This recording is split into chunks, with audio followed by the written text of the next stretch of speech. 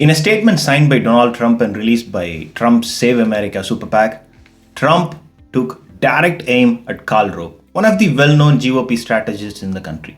Rove's influence in the GOP is of the highest order, and the GOP's focus on redrawing maps to strengthen its hold on power can be retraced directly back to Karl Rove.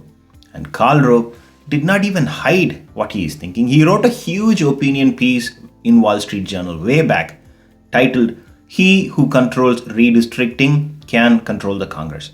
So I have no empathy whatsoever left for that kind of a politician who truly believes that politicians should have the power to choose voters.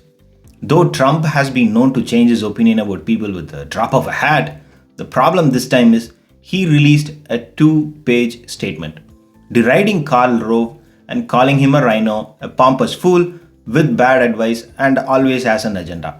Karl Rove was given the responsibility to handle the flow of money into the GOP Senate campaigns in Georgia, so he is still quite active. But Trump's statement has turned him into an untouchable inside the GOP. You cannot take Karl Rove's help anymore and also take Trump's endorsement, because that 2-page letter is as scathing as it can get. Not only Karl Rove, Trump also took aim at Mitch McConnell, Pat Toomey, and Liz Cheney, all three who had spoken against him.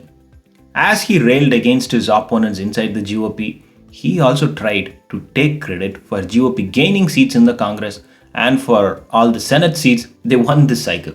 He wrote, "If it weren't for me, the House would have lost 25 seats instead of gaining 15. It was a shock to everyone and almost cost Pelosi her speaker position. Likewise, 8 to 10 senators would have lost their position, including Karl's friend Mitch, our wonderful leader who would rather spend his time fighting me than Pelosi, Schumer, and Sleepy Joe.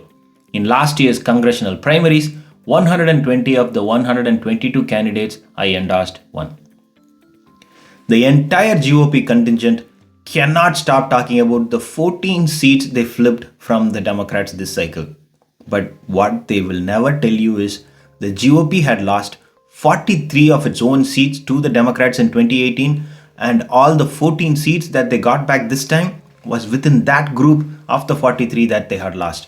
So they lost 43 to Dems in 2018, got back only 14, and out of this 14, 7 were won by immigrants, 1 by Native American, and 1 by a black man. Not the exact GOP kind of candidates. They flipped the seats because they nominated immigrants, people of color, and minority. The exact type of people that the GOP cannot stop blaming for all the problems in the country. But they continue to fight for credit.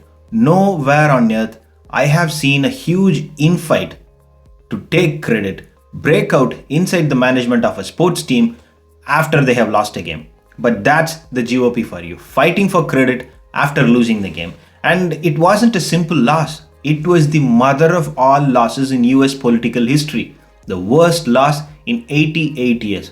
And they want credit. Freaking unbelievable. Thanks for watching. If you like it, please do subscribe.